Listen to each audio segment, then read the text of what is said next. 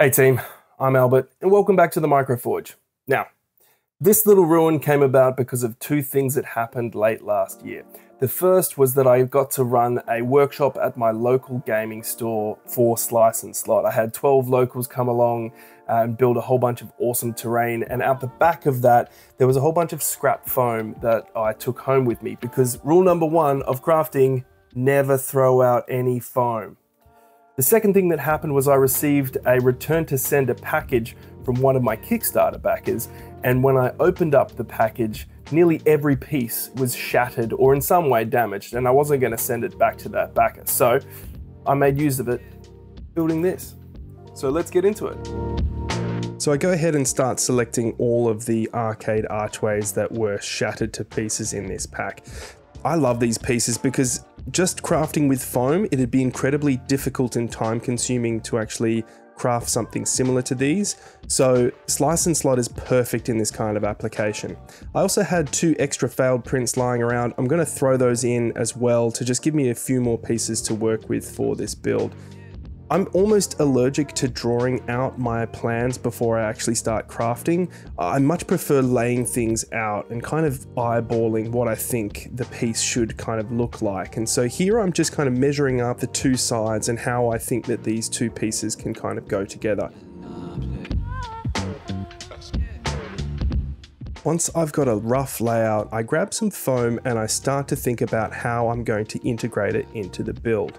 The first piece is the floor, and here I'm just looking at some 5mm thick foam. This is going to roughly be the right length overall of what I want to have for the floor section, so we'll keep that to one side. Next up, I've got some 10mm XPS foam, which will actually be slotting into these 3D printed pieces.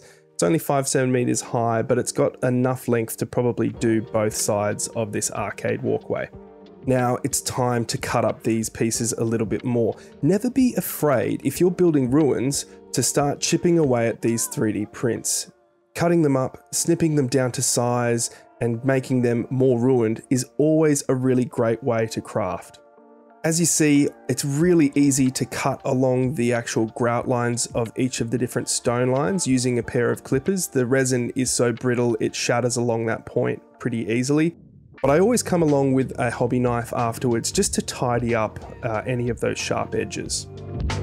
Now it's time to cut the 10mm XPS foam so that we can actually insert it into these arcade archways. You'll notice here that if I just slide it into the jig as is, you're not going to be able to cut out just the archway that we need to slot into the 3D printed pieces. So I'm adding in this packer and it's aligning to the top of the curve of the arch.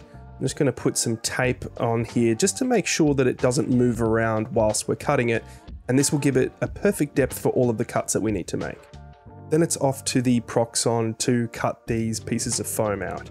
I know that the spacing between each arch is exactly 10mm, so I'm just grabbing a scrap piece of 10mm foam and using that as a guide to space the jig out so that these pieces will slot in perfectly with each of the different arches. It's just a case of repeating this process as many times as you need to slot in the amount of arcade arches that you want to have in a row. It's really easy, and once you get into a bit of a rhythm on the hot wire cutter, you can smash out a whole bunch of these very quickly. As always, it's important to dry test fit as we're going along, and you'll notice here as well that there is an order to putting these pieces together. Always put the arches in first, and then follow it up with that central pillar. Then it's a case of cutting in the vertical grout lines. I've already scored in the horizontal lines previously using the Score-O-Matic 10,000. Go back to one of my previous vids. If you don't know what I'm talking about, you can check out how that all works. I'm scoring in the lines here with the 3D print in place just to make sure that I'm only cutting in vertical lines where it makes sense in relation to those arches. Then I start chipping away and ruining the piece. Because the Score-O-Matic 10,000 scores lines perfectly on each side of the foam, you can almost just rip the pieces off and they'll snap along those horizontal lines. I also come in and chip away with the hobby knife just to make sure that all of the stonework has a nice ruined kind of feel to it and becomes more of a believable three-dimensional object. Once I'm happy with that, I take the 3D prints out of the foam It's important to be a little bit gentle when you're doing this because you don't want to snap the foam at this stage. You saw how easy it is to snap the foam when you're trying to kind of break it apart to give an aged and weathered look. It also allows us to texture the piece a lot easier, and we can get all the way into those nooks and crannies without being obstructed by the 3D prints themselves. Again, I'm just using a tinfoil ball and the back of my knife blade case to depress some of those brickworks, as we've covered in previous build videos before. Then it's on to gluing the 3D prints in place. I'm using a 2-part epoxy here. It has a pretty quick dry time and it holds the foam and the prints together really well. Again, make sure if you've got these different runs of arches that you put the archways in first and any lone columns in at the end. Otherwise you'll get into trouble putting it together. Now that the glue has dried, I'm going to test fit where I want these arches to actually sit on the walkway. It's important that I get the pillars to line up on both sides, but beyond that, the placement is pretty fluid. I'm just marking a cut line here and I'll come back through with my hobby knife to slice a rough angle, which I'll then develop in further detail. To develop that, I'm going to carve in the flagstone pavement pattern, and I'm just using my pencil here. Once I've got that established, that gives me the lines of where I can then come back in with my knife and beat up the edges, cut it down, snap off little flagstones here and there, just to make sure that it looks realistic in terms of the way that it has been ruined over time.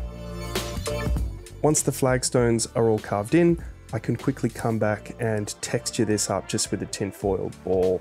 And then it's ready to glue the arches onto that floor. Just using hot glue here, as it's quick and easy and generally does the job.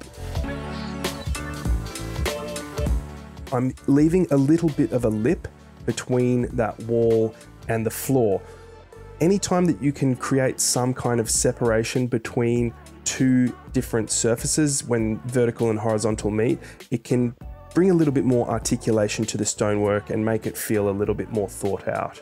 Now we come to perhaps my favorite piece that I've designed for Slice and Slot. It's these little balustrades. They're based off a real world 14th century French palace balustrade, and I absolutely love them. They bring a whole bunch of detail. If you are wondering where you can actually pick these pieces up, there'll be links in the description below to our MyMiniFactory store where you can get all of the Slice and Slot pieces from the base range, which these arcade arches are from.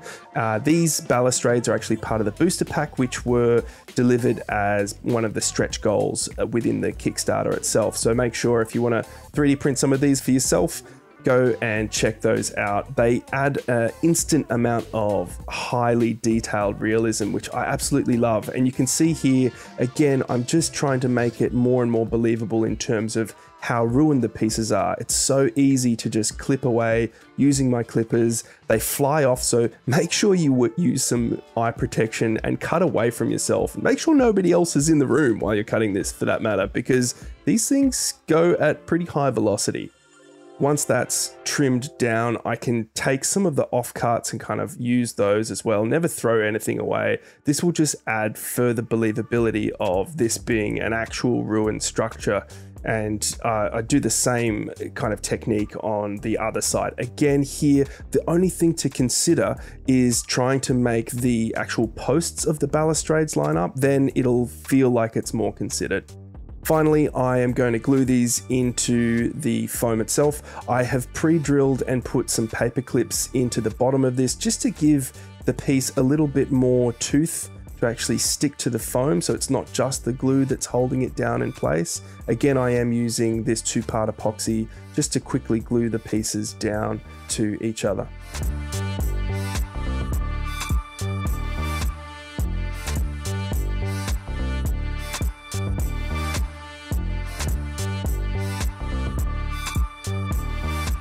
The only other thing that I add before I glue it down to the base are these 2 little struts to add a bit more support and stability. I also drilled in some more paper clips to the bottom so that it attaches to the base with a bit more strength. I can press down quite hard and that'll give me the indent on this expanded PVC foam and give me pilot holes for where I'm going to drill through. I love using expanded PVC foam for the base of all of my terrain because it's super easy to work with, it's lightweight, easy to cut, and it never warps. With that all marked out, drilled, I come back in with my glue, again using that 2-part epoxy to make sure that this piece is not going anywhere in the long term.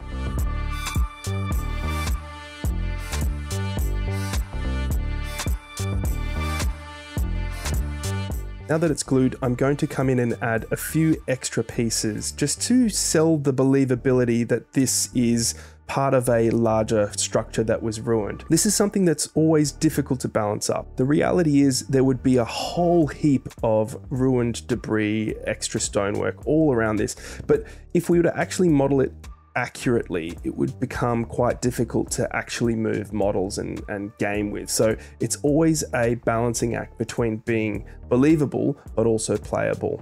I'm going to thicken out this little rubble section with some homemade modeling compound.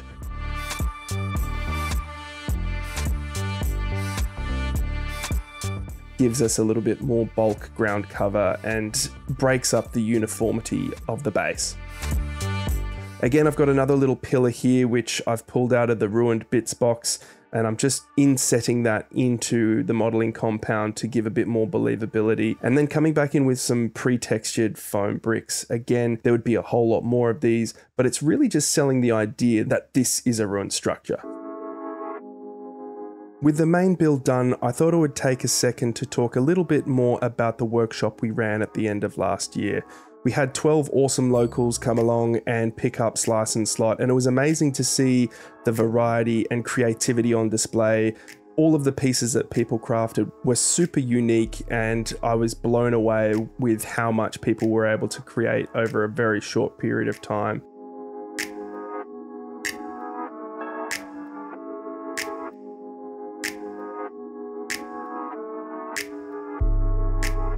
I've been operating solo in my little microforge cave for so long that I wasn't even sure if the system worked for beginners or worked for people that were just coming to it cold. So it was actually a really amazing experience to see people pick it up and create such awesome stuff. And big shout out to all of the guys that came along on the day. It was awesome to have you all there, and hopefully we can run some more workshops in future.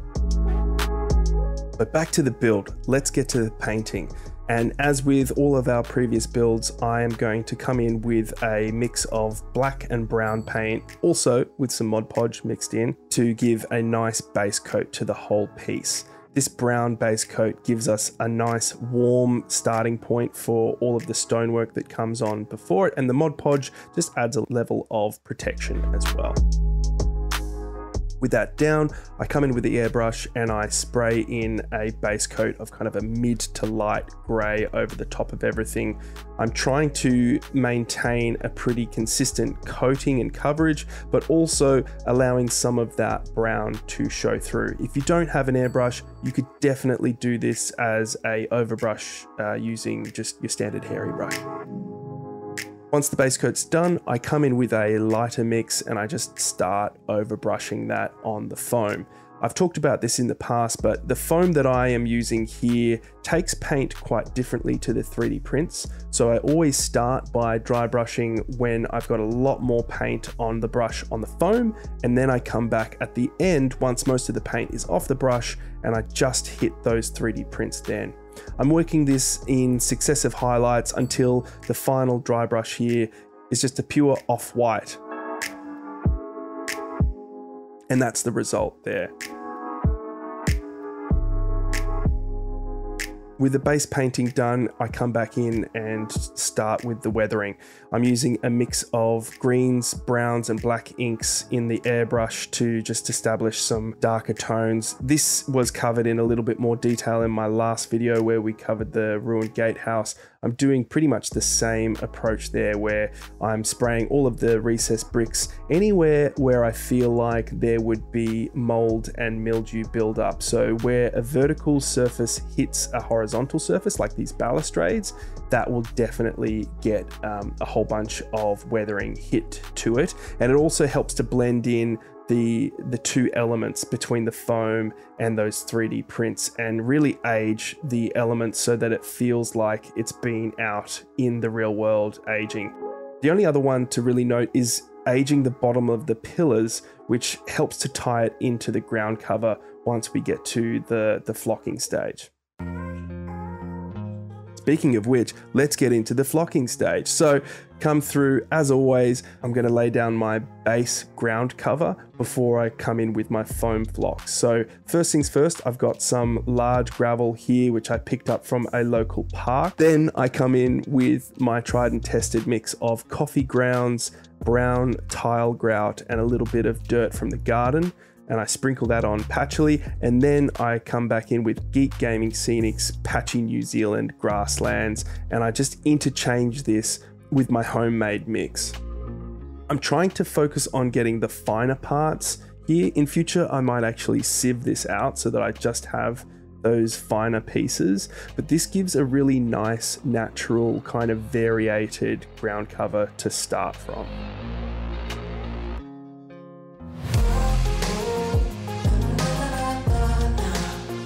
Once it's all down, I come back in with isopropyl alcohol and I just spray that over so that the PVA soaks all through the tile grout, and this is going to be pretty solid when it's dry. I then come back in just at the last minute and I add a couple of dirt patches just to the top of the walkway, again to really sell this idea that it's quite a grimy and dirty old ruin that's been out in the weather for a very long time.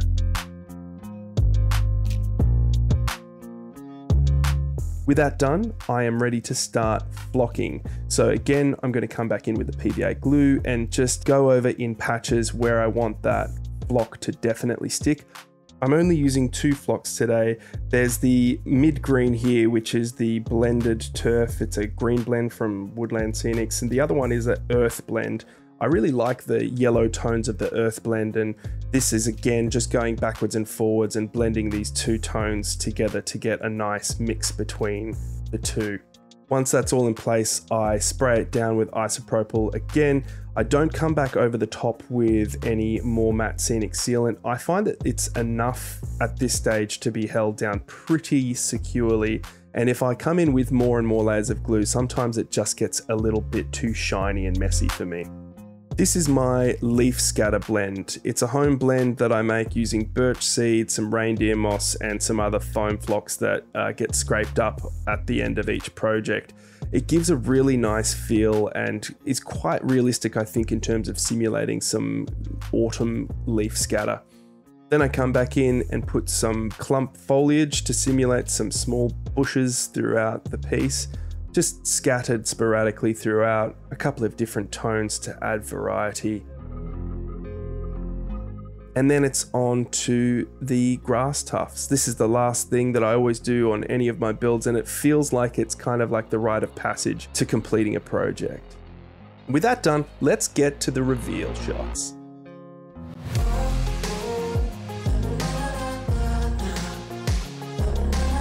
So there you go, guys. Our ruined walkway fits perfectly in with the other ruins we've done on the channel so far. Make sure you hit that like and subscribe button, and if you want to pick up any of the files used in this build, go over to our MyMiniFactory, link in the description below. But until next time, have fun hobbying.